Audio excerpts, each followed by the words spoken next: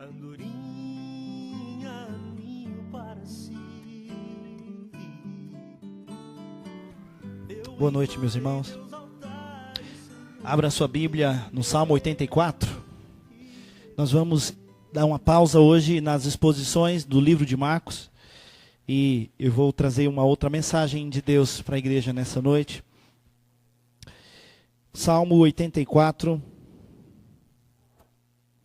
Com certeza você já leu ou já ouviu alguém mencionar este salmo. Diz assim, a palavra de Deus: quão amáveis são os teus tabernáculos, Senhor dos exércitos. A minha alma suspira e desfalece pelos átrios do Senhor. O meu coração e a minha carne exultam pelo Deus vivo. O pardal encontrou casa, e a andorinha ninho para si, onde acolha os seus filhotes. Eu, os teus altares, Senhor dos exércitos, Rei meu e Deus meu. Bem-aventurados os que habitam em tua casa, louvam-te perpetuamente.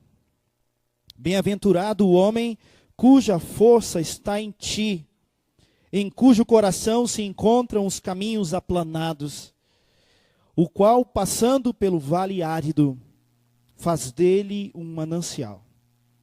De bênçãos o cobre a primeira chuva. Vão indo de força em força. Cada um deles aparece diante de Deus em Sião. Senhor, Deus dos exércitos, escuta minha oração. Presta ouvidos, ó Deus de Jacó. Olha, ó Deus, escudo nosso, e contempla o rosto do teu ungido. Pois um dia nos teus átrios vale mais que 1000. Prefiro estar à porta da casa do meu Deus, a permanecer nas tendas da perversidade. Porque o Senhor Deus é sol e escudo. O Senhor dá graça e glória. Nenhum bem sonega aos que andam retamente. Ó Senhor dos exércitos, feliz o homem que em ti confia. Amém. Vamos orar. Feche os seus olhos. Senhor, apresento-me diante de ti e apresento diante de ti os meus irmãos e amigos aqui nesta noite. Nos apresentamos diante de ti para ouvirmos a tua palavra. Nós podemos abri-la com as mãos, lê-la com os olhos, ouvir o pregador ler o texto com os ouvidos, mas só o teu Espírito pode abrir o nosso coração. Que ele faça isso nesta noite, nós te pedimos, nós te clamamos. Prega enquanto eu pregar. Fala enquanto eu falar, ó Deus, nessa noite, em nome de Jesus. Amém. O Salmo 23 é o salmo mais popular da Bíblia, não é? O Senhor é o meu pastor e nada me faltará. Ele me faz repousar em pastos verdejantes, leva-me para junto das águas de descanso, refrigera minha alma, guia-me pelas veredas da justiça por amor do seu nome. Ainda que eu ande pelo vale da sombra da morte, não temerei mal nenhum, porque tu estás comigo, a tua vara e o teu cajado me consolam. Bondade e misericórdia certamente me seguirão todos os dias da minha vida e habitarei na casa do Senhor para sempre. É um dos salmos mais conhecidos. O Salmo 103 é tido por alguns como o salmo mais alegre. Bendize, ó minha alma, ao Senhor, e tudo que há em mim bendiga o seu santo nome.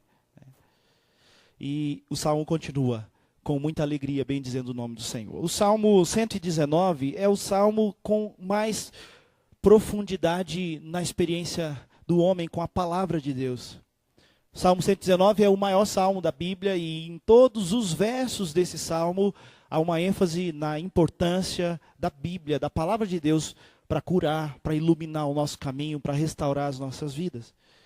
O Salmo 51 é o salmo mais sentimental, onde o salmista, quebrantado diante de Deus, diz: cria em mim, ó Deus, um coração puro, renova dentro de mim um espírito inabalável, e ele vai abrindo a sua alma diante do Senhor. O Salmo 84 é o salmo mais doce. É o salmo que traz paz.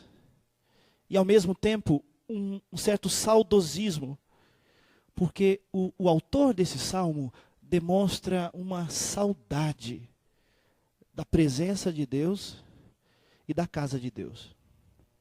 Lendo o salmo fica evidente que quem escreveu esse salmo, que foi um dos filhos de Coré, ele era alguém que se via como um peregrino, com saudade de estar de volta na casa de Deus.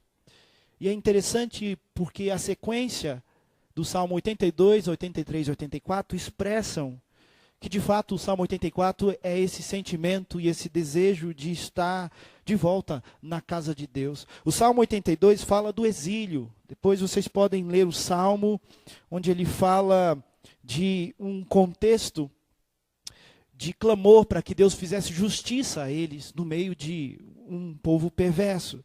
O Salmo 83 fala de libertação, de serem libertos dessas garras do mundo e serem colocados nas mãos de Deus. E o Salmo 84 fala da alegria de retornar à presença de Deus. Passei pelo exílio, clamei ao Senhor por justiça, por libertação, a libertação veio e eu finalmente posso estar nos átrios da casa de Deus. O Salmo 84 é um salmo de um peregrino, de um levita, alguém que fazia parte dos filhos de Coré, que lamenta e que expressa o seu desejo, a sua alegria de estar na presença de Deus, de estar na cidade santa, de estar no santo templo em Jerusalém.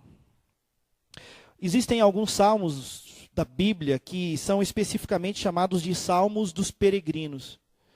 Salmos de peregrinação, do Salmo 120 ao Salmo 134.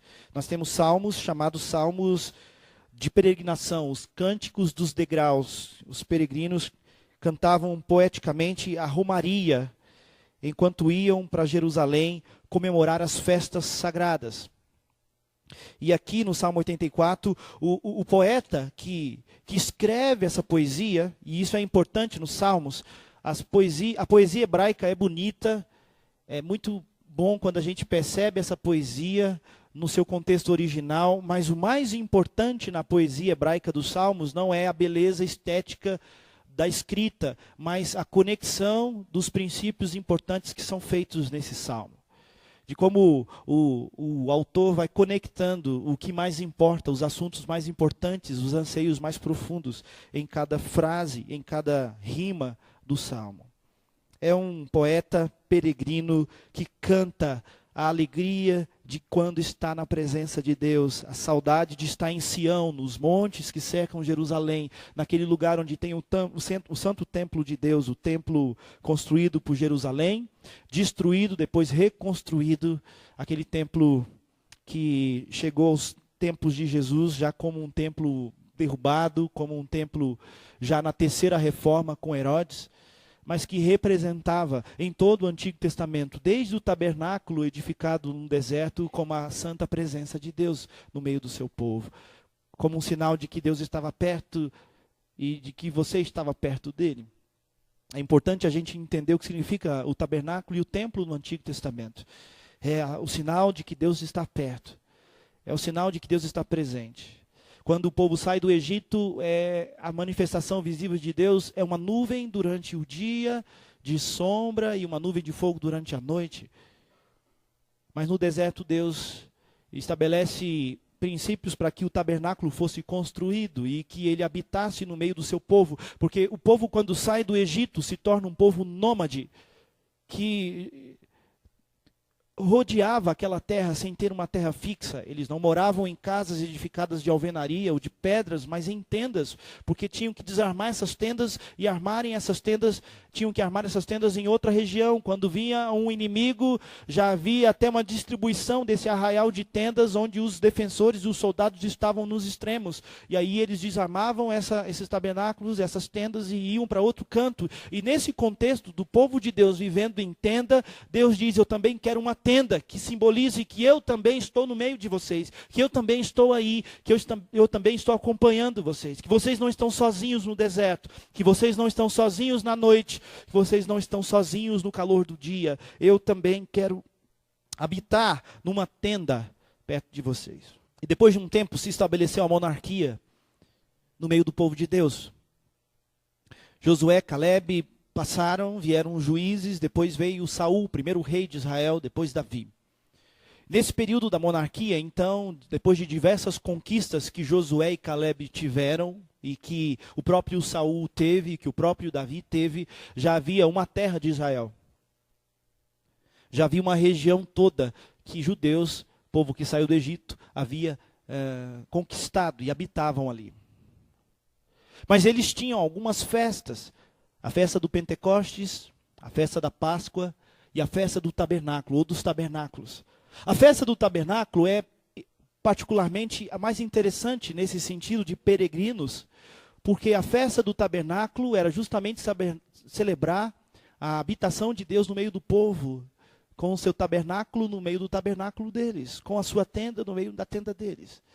E nessa festa do Pentecostes, na festa do tabernáculo, na festa da Páscoa, estabelecida lá no comecinho da saída do Egito, eles todos, os homens adultos, a partir de uma certa idade, tinham que ir a Jerusalém. Tinham que ir lá onde o centro do culto, onde o tabernáculo estava estabelecido, onde havia o Santo dos Santos, onde havia o lugar santíssimo, onde haviam os átrios. E posteriormente, depois que Davi ajunta o material para a construção do templo e que Salomão constrói esse templo, todos os anos, na época da festa dos Pentecostes, na festa da Páscoa, na festa dos tabernáculos, os judeus, os homens, precisavam ir até aquele lugar para adorar o Senhor. Levavam as suas mulheres, algumas ficavam com os filhos ou os doentes. Nem todos podiam ir nessa peregrinação pelas terras da Palestina até Jerusalém.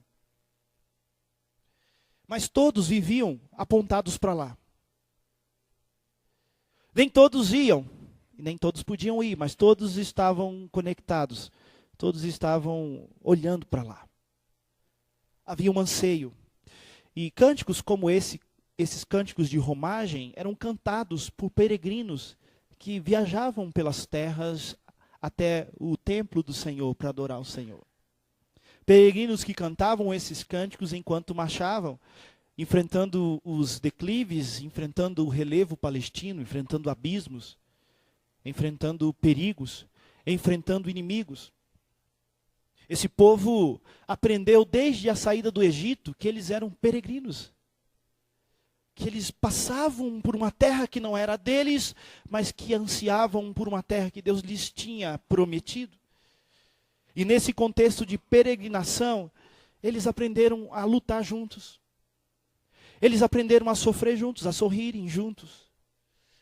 Eles aprenderam a conviver uns com os outros desde aquele tempo em que Deus estreitou a saída deles do Egito entre duas colunas de água no Mar Vermelho, que eles aprenderam que a peregrinação deles era caminhando junto, enfrentando e celebrando a libertação do Egito,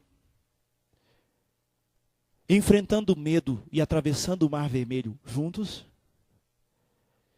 enfrentando com fé aquilo que os cercava, o exército de Faraó chegando perto para destruí-los, testemunhando o poder de Deus, fazendo com que as águas do mar sucumbissem e destroçassem o exército de Faraó, enfrentando os perigos do deserto e testemunhando uma nuvem de sombra durante o dia sobre eles, uma nuvem de fogo durante a noite, testemunhando água sair da rocha no meio do deserto, testemunhando codornizes aparecerem do nada para trazer carne para eles, testemunhando a vitória de pequenos exércitos contra grandes exércitos, de um pequeno reino contra reinos muito maiores, testemunhando o poder de Deus, a graça de Deus, a ação de Deus, vivendo isso como peregrinos que andam juntos.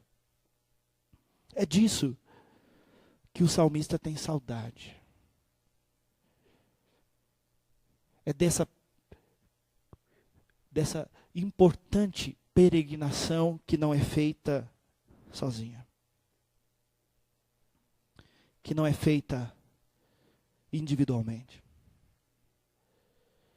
Você e eu, igualmente, somos peregrinos e forasteiros sobre a terra, meus irmãos. Igualmente, estamos migrando daqui para outro reino. Igualmente, fomos libertos das garras do Egito. Fomos libertos do poder do pecado. Igualmente, fomos transformados, as nossas histórias foram juntadas. Cada um com a sua história de vida. Do Egito não saíram só judeus, saíram outros que quiseram se juntar e foram recebidos. Haviam sempre forasteiros no meio do povo de Deus que eram recebidos, que eram inseridos dentro do caminho da fé e da devoção a Yahvé. Igualmente, nós somos peregrinos sobre a terra,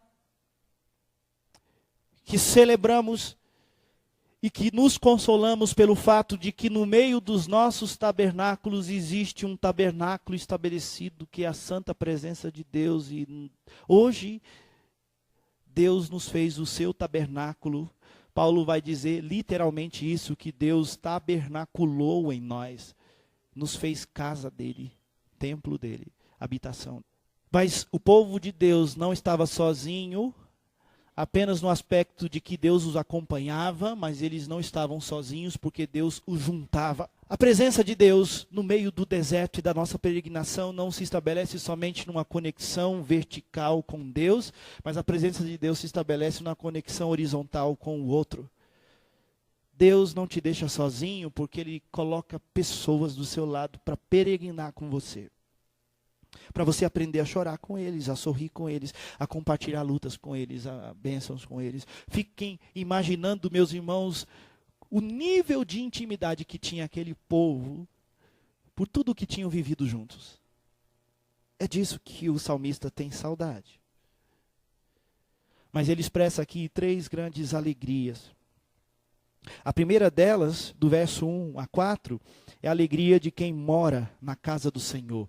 Ele nos parece que era um levita que vivia longe da possibilidade de estar no templo em Israel. A gente sabe pela história que no ano 722 a.C., o reino do norte, capital era Samaria, foi invadida pela Síria, foi tomada pelos assírios, e desde 722 a.C., os judeus do norte de Israel perderam a sua terra, foram levados cativos. E infelizmente, por juízo e permissão de Deus, por rebeldia do coração do seu povo, também aconteceu a mesma coisa com o reino do sul, na Judéia, cuja capital era Jerusalém, onde tinha o templo do Senhor. E no ano 587 a.C., a Babilônia invadiu Jerusalém, invadiu a região sul de Israel, o reino do sul, e levaram cativos. O povo, Jerusalém foi saqueada e o templo de Salomão foi destruído. Grande parte da população foi deportada para a Babilônia, terminando assim o reino do sul praticamente, encerrando o período de monarquia em Israel. E por muito tempo os judeus viveram longe de Jerusalém. Nasceu então no exílio as sinagogas.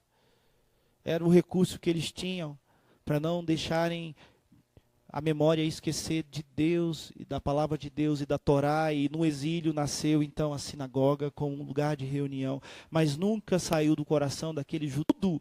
Profundo desse salmo mostra isso, que quando ele se refere a o pardal que encontrou casa e andorinha ninho para si, onde acolhe os seus filhotes, ele está se referindo literalmente, e olha como é interessante isso, a pássaros que pousavam e faziam seus ninhos no templo em Jerusalém, que tinha um alto pináculo. O homem está dizendo, eu tenho tanta vontade de estar de novo na casa de Deus, que eu tenho inveja dos passarinhos que ficam lá aninhados. Do pardal e da andorinha. É muito interessante esse uso do pardal, porque o pardal é simples, é uma ave muito simples. Ela não é uma ave migratória, ela fica mais no cantinho dela, ela é mais quietinha, contida. ela representa, talvez, se a gente fosse levar ao extremo dessa ilustração do salmista, os mais simples. Já a andorinha é um animal, é uma ave migratória, uma ave que percorre grandes distâncias, que não consegue se estabelecer fixamente em nenhum lugar. Mas tanto a ave simples como a ave sofisticada, tanto a ave que fica só voando em volta, quanto a ave que voa muito longe, tanto a ave quietinha quanto a ave que não para quieta, ambos esses pássaros conseguiram se estabelecer e se aquietar lá no templo. Aqui a gente tem não sei se é pardal ou se é andorinha, mas que tem, aqui também tem, né? Não é corvo não, né, pastor? Eu quero estar com Deus, eu quero morar com Deus. A minha alma suspira. Versículo 2. E desfalece pelos átrios do Senhor.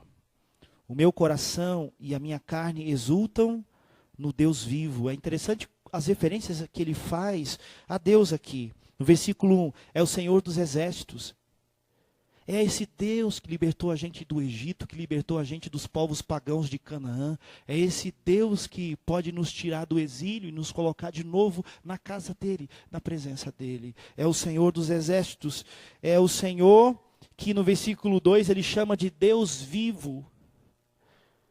Uma clara referência à comparação com os deuses conhecidos do Egito. O Deus Ra, o Deus do sol, o Deus da chuva, o Deus do rio Nilo, que era considerado um grande Deus pelos egípcios, mas eram deuses mortos, eles não tinham vida, não tinham poder. Os deuses cananitas, o bezerro de ouro que Arão levanta enquanto Moisés está no monte recebendo a lei de Deus. Baal, Moloque e todos aqueles deuses mortos, falsos, que não se comparam com aquele que já conhece a santa e viva presença de Deus. Ele fala, o pardal encontrou casa, andorinha, ninho para si, onde acolhe seus filhotes. Eu encontrei os teus altares, Senhor dos exércitos, Rei meu e Deus meu. O desejo e a alegria de poder estar na casa de Deus. E, meus irmãos, quando Jesus morreu na cruz, o véu daquele templo se rasgou no meio. E ninguém mais precisa de um templo em Jerusalém para estar na casa de Deus. O que sobrou daquele templo antigo é um pedacinho de muro lá em Jerusalém, considerado hoje o muro das lamentações. Tem um pedacinho, um resquício, uma sobrinha daquilo lá, que hoje é transformado por um amuleto de judeus, de cristãos e de muçulmanos. Fez com que aquela cidade de Jerusalém se tornasse o centro mais importante de das três maiores religiões do mundo. Mas Paulo diz para os cristãos lá em Corinto, que tinham lá em Corinto um grande templo a uma deusa pagã. Paulo diz para aqueles cristãos, vocês são o templo do Espírito Santo. Ou seja, meus irmãos, essa alegria que o levita sente de não estar mais na casa de Deus, onde um dia esteve, nós temos, porque nós estamos na presença de Deus. A nossa vida é a casa de Deus. Nós estamos acompanhados, você não está sozinho. A igreja é uma continuidade desse projeto de Deus, de reunir o seu povo. Deus não tirou do Egito judeus individualmente, Deus tirou do Egito um povo. A igreja, esse projeto igreja, no qual vários irmãos aqui estão se tornando membros hoje, é um projeto que começou no coração de Deus, em que Ele não tira você do pecado, não tira você da escravidão do pecado para andar sozinho. Ele te torna um peregrino nessa vida, mas em comunidade, não anda sozinho. Por isso que você está sendo recebido como membro, porque você não anda sozinho. Você é peregrino, você enfrenta as dificuldades do deserto, você enfrenta os perigos da noite, o calor do dia no deserto, mas você não está sozinho. Deus habita no meio do seu povo e Deus junta o seu povo para habitar no meio dele. O salmista, ele tem alegria de estar na casa do Senhor. Do versículo 5 ao versículo 7. No versículo 4 ele diz: bem-aventurados os que habitam em tua casa e louvam-te perpetuamente. A alegria de estar na casa do Senhor. Dos versículos 5 a 7, ele tem a alegria do que anda com o Senhor. O poeta continua a sua poesia. Primeiro ele fala da saudade, do desejo, do quanto era bom estar na casa de Deus. E agora ele começa a falar dos efeitos de conviver com a divindade. Dos efeitos de conviver com Deus no meio do deserto. Dos efeitos de viver com Deus no meio da tribulação. O salmista fala como alguém que tem saudade de ter no seu navio, no meio da tempestade, o comandante que é o Senhor Jesus. E a partir de agora ele começa a falar dos efeitos que você experimenta por ter esse comandante no seu barco, na sua vida, na sua presença, andando com você. Deus não é apenas aquele no qual você se posiciona, Ele é aquele no qual você também se locomove, se movimenta. Ele é aquele que não só te localiza, mas Ele é aquele que configura o seu GPS. Ele não é apenas aquele que te identifica, mas é aquele que te comissiona. Ele não é apenas aquele que te traz para perto dele, mas é aquele que te leva com Ele. O salmista diz aqui a partir do verso 5, bem-aventurado, que é a segunda bem-aventurança. Percebam que tem 3 bem-aventuranças nesse salmo. A bem-aventurança do verso 4, que é habitar na casa de Deus. A bem-aventurança do verso 5, que é andar com Deus. E a bem-aventurança do verso 12, que é confiar em Deus. Feliz, bem-aventurado aquele que em ti confia. No verso 5 ele diz, bem-aventurado o homem cuja força está em ti, em cujo coração se encontram os caminhos aplanados, o qual passando pelo vale árido faz dele um manancial. Esse vale árido, Baca, que é a palavra hebraica, é uma referência a um vale, que é o vale de Baca, que era conhecido como o vale das lágrimas. Era um vale difícil de ser traspassado, de ser percorrido.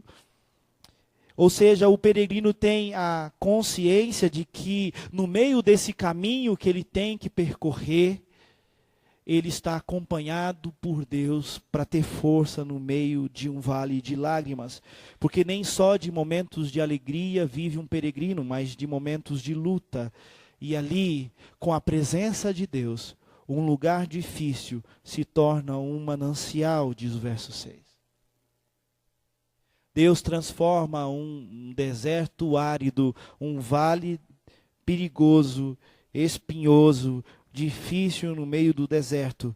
Ele transforma num caminho aplanado, num caminho preparado. Ele prepara, ele mexe, ele afofa aquela terra e ele faz daquele lugar um manancial de bênçãos. E ele traz a primeira chuva. Nunca houve chuva naquele lugar, nunca houve chuva naquele deserto, mas quando o povo de Deus passa por ali, chove. A primeira chuva chega no vale de Baca, se você anda com Deus. Não importa o tipo de provação pelo qual você já passou ou tem passado, se você está andando como um peregrino com Deus, acompanhado por Deus, guiado por Deus, Ele traz a primeira chuva.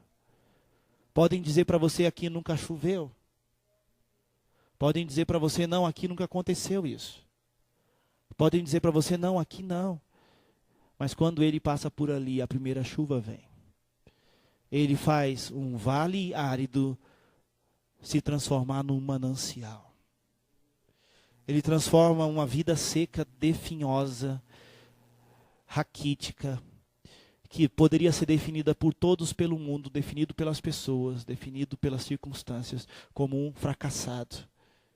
Mas diz a palavra do Senhor do que aquele que não anda segundo o conselho dos ímpios, que não se detém no caminho dos pecadores, que não se assenta na roda dos escarnecedores, que o seu prazer está na lei do Senhor e na sua lei ele medita de dia e de noite. Ele vai ser como a árvore plantada junto a ribeiros de águas, que no devido tempo dá o seu fruto, cuja folha não murcha, e tudo quanto ele fizer será bem sucedido. Os ímpios, porém, não são assim, são como a palha que o vento dispersa. Por isso os perversos não prevalecerão no juízo, nem os pecadores na congregação dos justos, porque o Senhor conhece o caminho dos justos, mas o caminho dos ímpios perecerá. Ele transforma o vale árido em manancial. Você confia no Senhor? É interessante que no verso 3, meus irmãos, ele diz assim: assim como a andorinha acolhe os seus filhotes, os teus altares, você tem trazido para esse Deus que é a casa que você precisa habitar, para esse Deus que é poderoso para te dar força no meio do deserto. Você tem trazido os seus filhotes para esse manancial. Você tem trazido a sua família, a sua casa para a presença de Deus. O pardal encontra casa, a andorinha, ninho, onde ela acolhe os seus filhotes. E você, qual tem sido o ninho dos seus filhotes? Só o que a televisão está ensinando? Só os ensinos lá de fora? Ou você tem feito da casa de Deus, da presença de Deus, dos ensinos de Deus, do povo de Deus, o ninho dos seus filhos? Tem uma aplicação importante aqui que eu não posso deixar passar.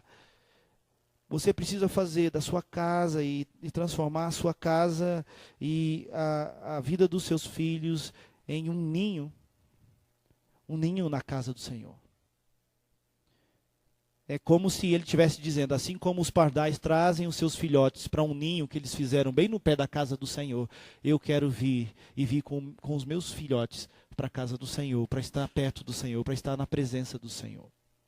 Porque não só é um Deus que é a nossa casa, mas é um Deus que anda conosco, Ele é o nosso pé também. Ele é o nosso caminho. Jesus diz para Tomé, em João 14, Jesus diz: não se turbe o vosso coração, credes em Deus, credes também em mim. Na casa de meu Pai há muitas moradas. Se assim não fora, eu vou-lo teria dito, pois vou preparar-vos lugar. E aí Tomé pergunta para Jesus: Senhor Jesus, qual é o caminho? E Jesus diz: como assim qual é o caminho? Se vocês têm a mim, vocês têm um caminho. E ele responde no verso 6, eu sou o caminho, a verdade e a vida. Ninguém vem ao Pai senão por mim. Uma peregrinação cansativa, mas não é uma peregrinação que você não vai conseguir chegar no final. O Senhor é a sua força. Aqui no verso 7, ele diz: vão indo de força em força. Essa expressão de força em força nos lembra aquilo que Paulo diz em Romanos capítulo 1, versículo 17, de fé em fé. Significa que ele vai fortalecendo você. Ele te dá força, você passa por um vale e você se sente fraco novamente, mas ele tem nova força para você. É de força em força, ele vai dando corda, ele vai renovando, ele vai fortalecendo você para ir passando. Você não passa de uma vez, você não passa de uma hora para outra, o sofrimento não acaba rapidamente, mas ele está te fortalecendo constantemente. É de força em força. Glória a Deus por isso. E cada um deles aparece diante de Deus em Sião. Senhor Deus dos exércitos, escuta a minha oração, presta ouvidos, ó Deus de Jacó. E aí vem a terceira alegria do salmista. Ele confia no Senhor. Do verso 8 ao verso 12, ele expressa que o fato de estar na casa de Deus, de andar com Deus, o levou a confiar plenamente nesse Deus. Senhor dos exércitos, escuta a minha oração, presta ouvidos, ó Deus de Jacó. Por que o salmista usa aqui o Deus de Jacó? Porque ele está remetendo ao Deus que fez uma aliança com Jacó. Jacó lutou com Deus no Val do Jaboque e ele disse para o anjo de Deus: não vou deixar você enquanto você não me abençoar. E o anjo toca a coxa de Jacó, Jacó fica manco, mas a bênção do Senhor é sobre aquele homem, e aquele homem se torna o pai das 12 tribos. O nome dele é mudado de Jacó para Israel, e os 12 filhos de Israel se tornam os 12 pais das 12 tribos. E em Apocalipse, quando se fala do povo de Deus, são esses nomes que são mencionados. Quando Jesus Jesus escolhe seus discípulos, ele escolhe 12. Há uma referência ali, há uma aliança que Deus fez, há uma promessa que Deus fez para um homem sozinho no deserto, dormindo com a cabeça na pedra. Deus vai ao encontro dele, Deus conforta aquele homem, dá um propósito para aquele homem, muda o nome daquele homem, muda a história daquele homem, abençoa a sua geração. E esse Deus está sendo evocado pelo salmista aqui. Eu tenho um Deus que vem cumprindo as suas promessas às gerações e vai cumprir a sua promessa comigo. Eu tenho um Deus que já tem cuidado do seu povo há mais de 1000 anos e ele vai cuidar de mim também. Eu tenho um Deus que já vem guiando o seu povo desde Abraão em Gênesis 12 e ele vai cuidar de mim como cuidou, ele vai guiar a mim como guiou, ele vai sustentar a mim como sustentou os demais. Eu sou aquele que segue o Deus de Jacó. E o verso 9 ele diz, o Deus é o escudo nosso. Contempla um teu ungido. Em 1 Pedro 2,9, Pedro diz, vós sois raça eleita, sacerdócio real, nação santa, povo de propriedade exclusiva de Deus, a fim de proclamardes as virtudes daquele que vos chamou das trevas para a sua maravilhosa luz. Vós sim, que antes não erais povo, mas agora sois povo de Deus, que não tinhas alcançado misericórdia, mas agora alcançastes misericórdia. Aqui ele está falando e está chamando a Deus. Deus, o Senhor me ungiu, o Senhor fez uma aliança comigo, o Senhor me protege, contempla o meu rosto, olha para mim, eu confio em Ti. Versículo 10, meus irmãos, tem a expressão do poeta de um sentimento que todos nós temos que ter aqui. Olha aí, lê comigo, verso 10. Pois um dia nos teus átrios vale mais que 1000. Prefiro estar à porta da casa do meu Deus, a permanecer nas tendas da perversidade.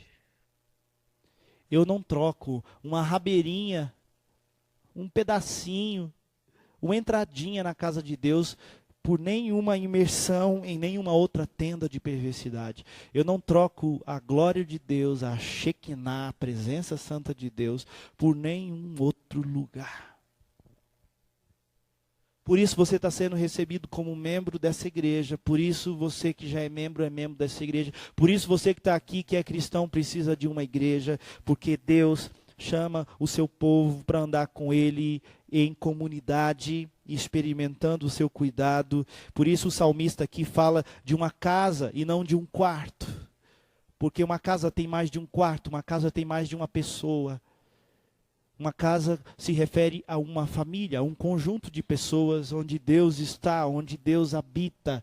Deus nos chamou para fazer parte de uma casa e não para nos refugiarmos numa kitnet sozinhos vivendo a nossa vida cristã. É para entrar numa casa, é para estar na sala com outras pessoas, é para lavar a louça com outras pessoas na cozinha, é para trocar ideias, é para estar junto, caminhar junto, enfrentar as coisas juntos.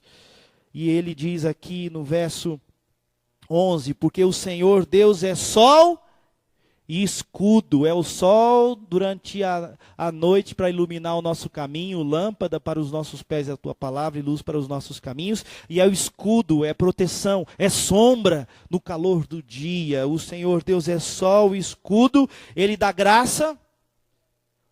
Jeremias diz em Lamentações que as misericórdias de Deus são a causa de não sermos consumidos, porque as suas misericórdias se renovam a cada manhã. Nós somos alvos da graça de Deus o tempo todo. Nós não respiraríamos sem a graça de Deus. Nenhum ateu respiraria um minuto se não fosse a graça de Deus sobre ele, a misericórdia dele. Porque um ateu não controla o seu pulmão. Um ateu não controla o batimento do seu coração. Um ateu não controla a purificação que acontece nos seus rins. Um ateu não controla inúmeras coisas dentro do seu próprio corpo. Um ateu não controla o tempo. Um ateu não controla as forças que existem na natureza. Um ateu não tem controle de nada. Um ateu vai entrar em parafuso quando ele tiver a sua ficha caído e ele entender que ele depende de forças maiores do que ele o tempo todo. Ele não consegue controlar nem o seu próprio corpo. Eu já disse isso aqui algumas vezes. Eu jamais ouvi falar de um suicida que se matou porque decidiu que o coração não ia bater mais. Que decidiu que ia morrer porque não iria mais respirar. Os pulmões, ele deu uma ordem: eu não quero mais que meu coração bombeie o sangue para o meu corpo. E ele fica assim parado, concentrado, né? Ele não controla. Alguém controla. Alguém deu start. Colossenses capítulo 1 diz que Jesus criou todas as coisas. Por meio dele, todas as coisas foram criadas, e para ele, todas as coisas foram criadas. E eu quero terminar citando o verso 12. O verso 11 ele ainda diz: nenhum bem sonega aos que andam retamente, ele dá graça e glória. Ele não só renova as misericórdias sobre você, como ele traz a glória dele sobre a sua vida. Ele transforma a sua vida numa vida mais iluminada. Ele transforma a sua vida escura numa vida de luz. Uma vida sem sentido com uma vida com propósito. Uma vida sem alegria, numa vida que tem paz, que excede todo entendimento. E no verso 12 ele diz: ó Senhor dos exércitos, feliz o homem que em ti confia.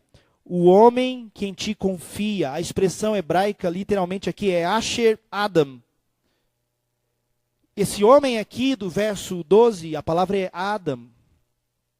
Há uma referência ao próprio Adão.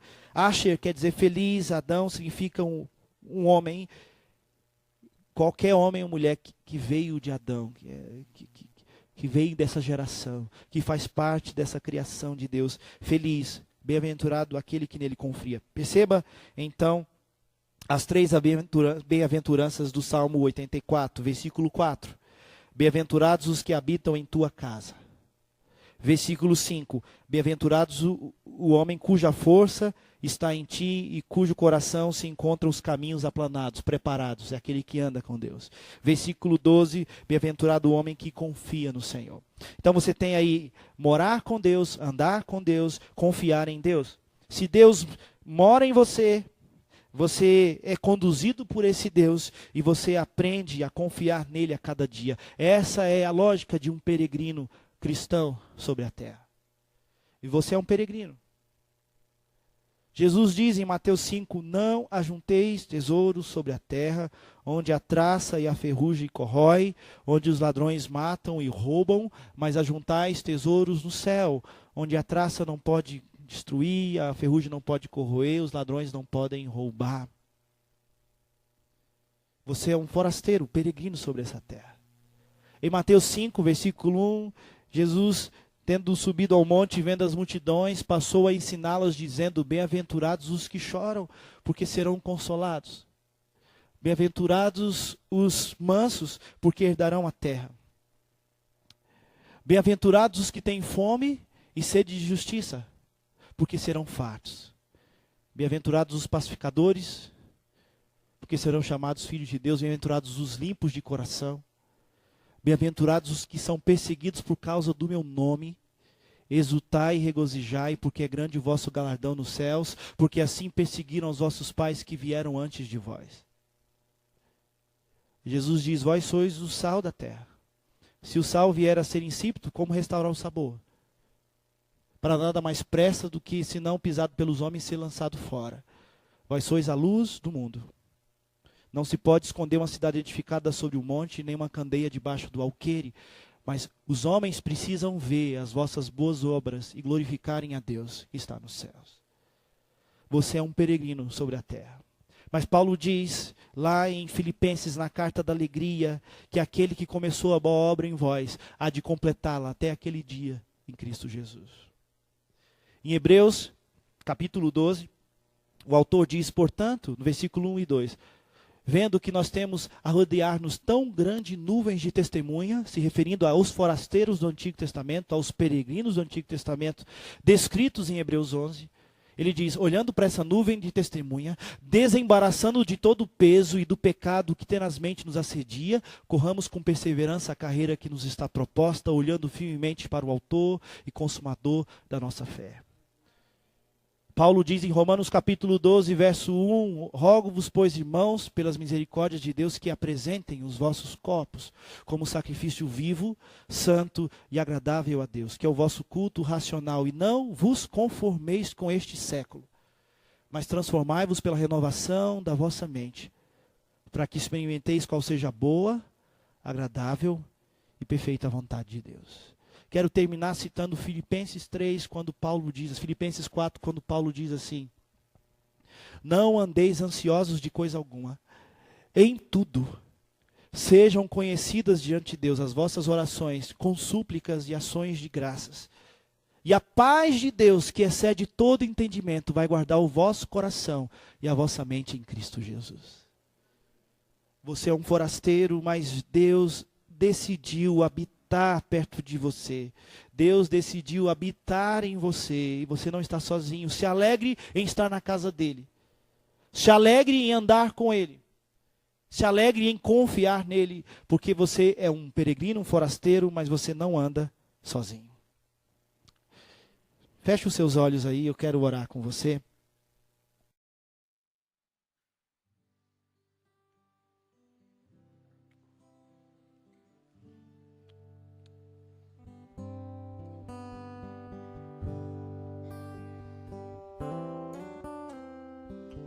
Quão amáveis são os teus tabernáculos,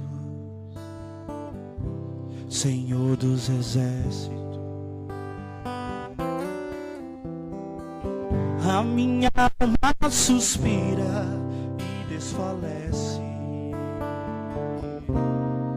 pelos teus átrios. O pardal encontrou casa, a mim para si. Eu encontrei teus altares, Senhor, Rei meu e Deus meu. Eu encontrei teus altares, Senhor, Rei meu. Eu te louvo, Senhor, porque eu encontrei. Porque os meus irmãos encontraram. E nós não estamos andando sozinhos nesse mundo. O Senhor nos conforta. O Senhor levanta ao nosso redor pais e irmãs, irmãos e irmãs, filhos e filhas para andarem conosco. O Senhor levanta sobre nós amigos mais chegados que irmãos. O Senhor nos une, aliança as nossas vidas em Ti. Ó Deus, e que essa igreja expresse essa alegria de estar na casa do Senhor, essa alegria de andar com o Senhor, essa alegria de confiar em Ti. Nós não trocamos, ó Deus, um dia nos Teus atos por 1000 fora dele. Nos ajude aqueles que estão longe, Pai, em nome de Jesus.